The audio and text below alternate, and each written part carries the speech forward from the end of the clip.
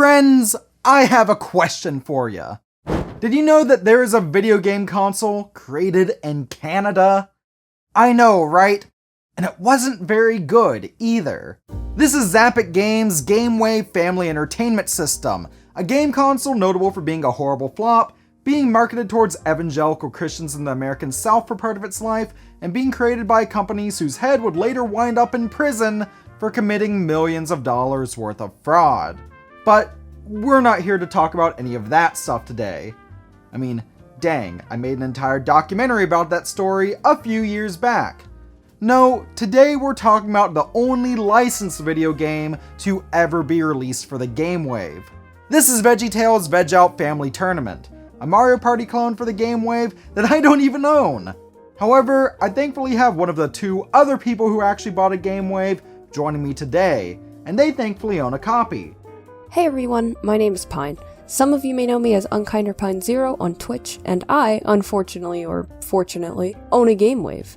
The reason I, an American, happen to have this Canadian console is actually thanks to my mother. She used to partake in a program where she'd fill out surveys to test out products, probably before hitting the big markets in the US. The program didn't typically include kids' entertainment products, but apparently the GameWave showed up at one point along with 7 other, incredible games. Luckily, this batch of games happened to include a copy of VeggieTales Veg Out Family Tournament. But is this party game any good? And why is this arguably the rarest game I've ever covered on YouTube? Well, this is Stuff We Play, home of everything weird and retro. Today's video, VeggieTales on the GameWave, the great Canadian Mario Party clone. It's crazy that this game came out in 2007. The GameWave itself came out in 2005, literally a month before the Xbox 360. And it's a completely standard definition console. No internet functionality, no HDMI out. Heck, none of the games even feature AI. You either play all these with your friends or against yourself. Wow, I just can't believe a game console came out in 2005. I thought gaming as we knew it died with the Dreamcast. VeggieTales Veg Out Family Tournament is a sort of Mario Party clone.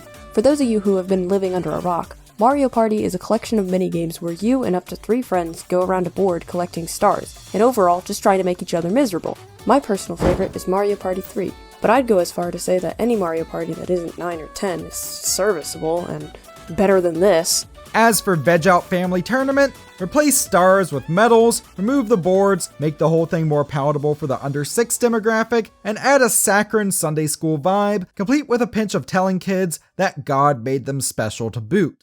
The game actually doesn't look that bad. It's filled with pre-rendered full-motion video clips that clearly had a lot of love and care put into them. And as for the music, the soundtrack features those sweet VeggieTales bangers. There's even a few new instrumentals, and they're all pretty good.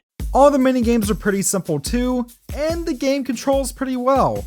That's actually a pretty big compliment, seeing how the GameWave controllers are just glorified DVD player remotes. I know this came out before the Wii, but this is giving me some serious Wii vibes. Did the people at Zappit know that Nintendo was making a console that also uses wireless TV style remotes? Was it just a mid-2000s trend?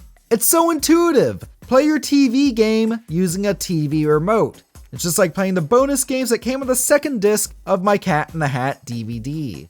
Like all GameWave games, this one starts off with you and your friends having to input your names. The game doesn't change much, if at all, depending on how many players you play with. All the games are formatted for 4 players, with the unused player slots being blanked out during gameplay. The goal of the game is pretty simple. There are 6 mini-games here, and you play through them 4 at a time with your friends. You can replay games as many times as you want to, as your party selects all the mini-games you'll play at the beginning of each tourney. There are also 2 difficulties here, tricky and trickier. And seeing as this game has the lowest age rating of any GameWave game, being rated ages 5 and up, clearly it's not too terribly tricky. Side note, is it just me or is it weird how GameWave games just don't have ESRB ratings on them? The differences between the difficulties happen on a game-by-game basis, so we'll cover those when we go through all 6 minigames. The goal here is to get first place overall and win as many gold medals as possible. These get tallied up at the end of each tourney, with first place getting gold, second silver, third bronze, and if you get fourth, I don't know, it's VeggieTales. I guess you just go to hell. These minigames are certainly not Mario Party tier, but some of them are still pretty fun for what it is. They're okay, I guess, especially with friends. Veggie Bingo is just 3x3 bingo, but with vegetables. The quote, trickier option in this game prevents you from selecting a square after it's no longer being called, so you'll have to act fast. Crazy Caper is a simple quiz game where you watch scenes from the VeggieTales TV show and answer questions about what you just saw. It kind of reminds me of an old Sega CD era F&V game with how it's presented. The difference for trickier mode is simple, less time to answer. Hope you know your VeggieTales episodes. Memory Mix and Matchup is just a VeggieTales themed card matching game. This is by far the most underwhelming minigame here.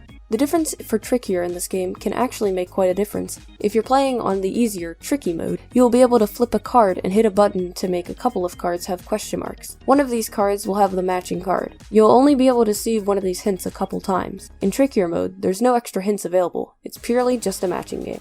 Scene Scramble is just a pretty basic swap puzzle game. This one absolutely gives me DVD bonus game vibes. This is another game where the harder, trickier mode is much more difficult. That's because out of the 12 squares in the puzzle, 3 of them are already completed for the easier mode. The trickier mode can also only display the image they are trying to unscramble once.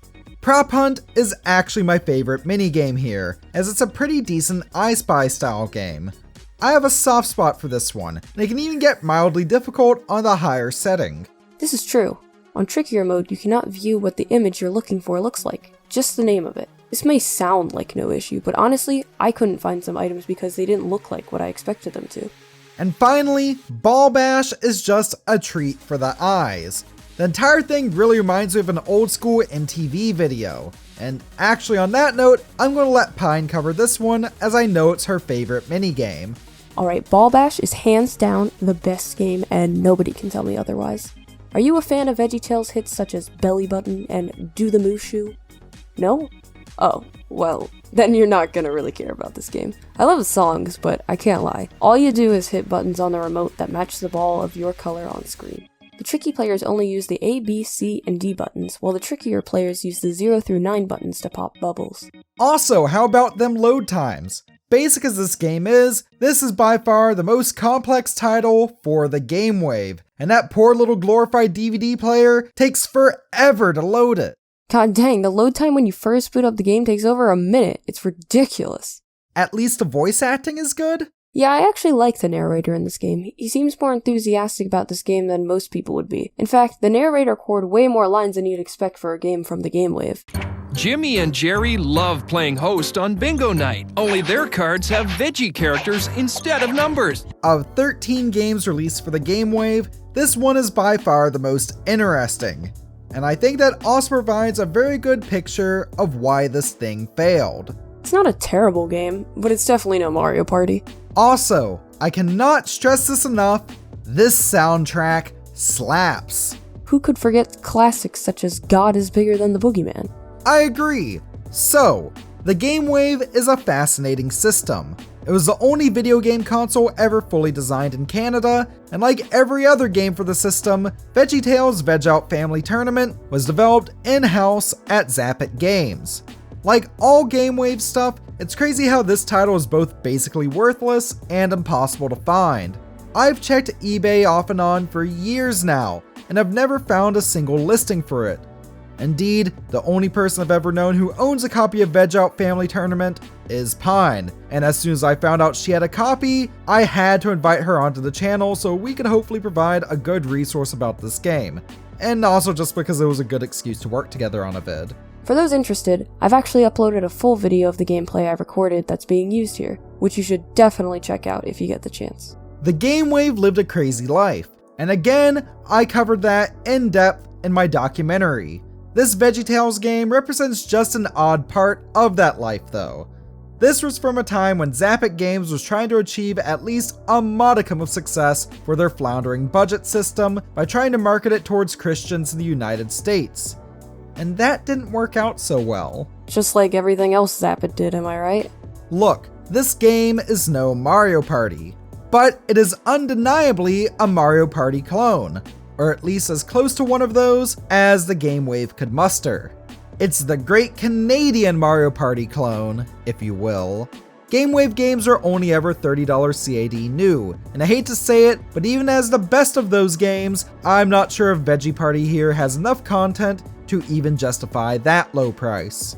While I'm glad we got to cover it today, even the most diehard fans of vegetables in the New Testament are perhaps best off giving this one a pass. It may just be an odd game that I'd probably only be able to play with my sister, but it's definitely one I will remember for a very long time.